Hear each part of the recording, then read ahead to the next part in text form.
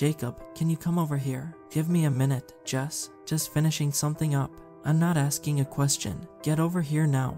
I stared into space for a couple seconds, conjuring up the strength to get off the couch. I had just gotten back from work, and helping my girlfriend around the house was the last thing I wanted to do that night.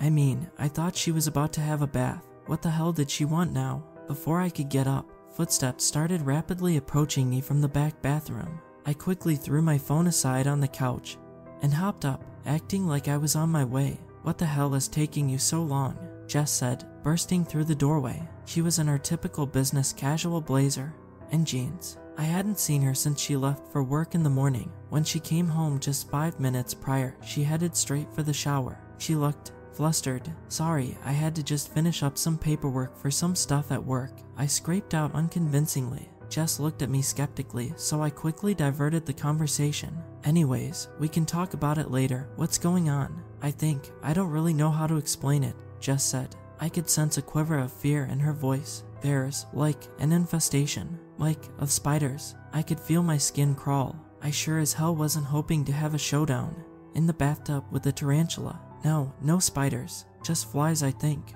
And it's not a whole nest or anything. They're just crawling out of the floorboards. I saw a few last night, but there's way more now. Damn, well I guess I'll go check it out if you want. Jess nodded, and we locked eyes. She almost looked afraid, her eyes bleached with a sense of sorrow, while her brows were furrowed. And fear, maybe disappointment. It had always been so hard to read her. I had so many questions to ask her, but all I could choke out was, "Are you okay?" She stared downwards and said, "Tough day at work. You're a bad liar." "Yeah, I know." An awkward silence followed. "I'll see what I can do," I said, awkwardly breaking the ice. I walked past her, through the kitchen, and into the hallway. I peered over my shoulder as I wrapped around the corner and caught Jess staring at me blankly with that same face. I finally understood. She didn't look distraught or afraid. She was guilty. I'll admit, we had been going through a rough patch, but we had also been going to therapy, and she hadn't shown a sign of remorse. Guilt was something that she had never shown before. It was strange, but I didn't think much of it at the time.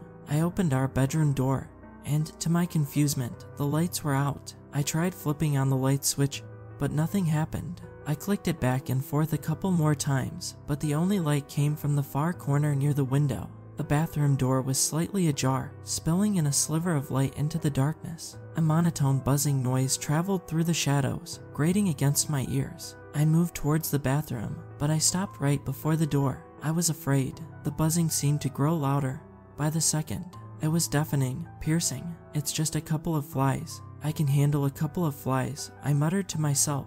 I opened the door, and it let out a creak that split through the hum like butter. When Jess had called it an infestation, she was wrong.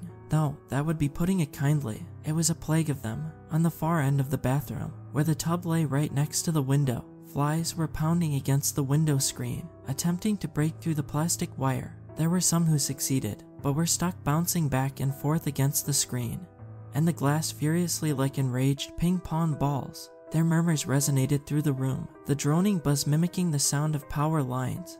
On a hot summer day, I felt like running, but instead I moved closer. I stood straight over the tub, looking down at the floorboards. Flies were flying out of the cracks by the seconds. The floor held a mixture of insects, dead and alive. There were ants and beetles that scurried among a graveyard of dead flies. That's when it hit me. A wafting stench flared at my nostrils. It made my eyes water. I shoved myself further into the swarm, getting pelted by the insects. As I shoved my hands forward, I gripped my fingers around the corner of the screen and ripped it back.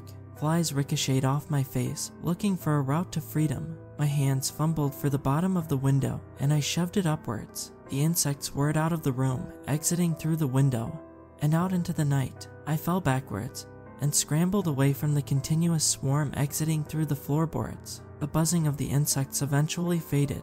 I got up, slowly but surely, and stumbled back over to the window. The flies were gone, but the stench still lingered. I looked downwards, over the sea of dead flies, beetles, and ants, and towards the floorboards. One spot in particular caught my eye. A few flies were still crawling out, but I took a large step over the bathtub and crunched down upon the beetles and flies. I squatted down next to the floorboard, noticing that it was very loose. I gripped my hands around it, took a deep breath, and ripped it out. The stench intensified, rushing against my face as I pulled the board out of its socket. Concealed inside the walls of my bathroom, a rotting body lay right before my eyes. The unfortunate soul's head had been ripped apart, its brain, or what was left of it, almost completely eaten by the insects. The body was bloated, and there was still plenty of flesh still left. It was fresh. I staggered backwards, my eyes plastered in the direction of the body. I couldn't look away. All of a sudden, the light turned off, and my heart sank. I was completely and utterly enveloped in darkness. You were wrong. I'm not a bad liar. A familiar voice giggled from behind me. I wanted to turn around, but I couldn't. I couldn't bear to face what I would see, even though I knew what would await me. What the hell, Jess? Who the hell even are you? I decided to face my fears and turned around to see the dark outline of my girlfriend. You killed someone and let insects turn him into skin and bones. What the hell? What the hell? How is this possible? I wailed on in shock before Jess cut me off. Oh, don't worry. I didn't let the beetles do all of the dirty work. I had a little snack as well. I looked at Jess in terror, disgust, and shock.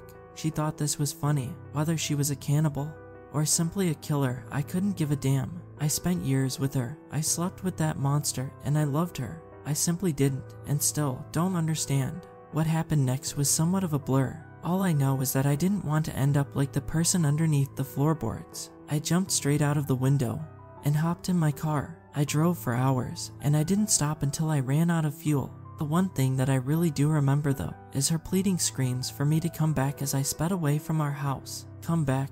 Please don't leave me. I love you. Please don't do this. I don't want to hurt you. Let's just talk this out, please. As much as I want my old Jess back, I have a feeling that my old Jess never existed. I don't know what would have happened if I had stayed that night. She might have spared me. She might have still loved me. Maybe we could have lived on as if her little hobby didn't matter. But I didn't, and I don't think I ever could have.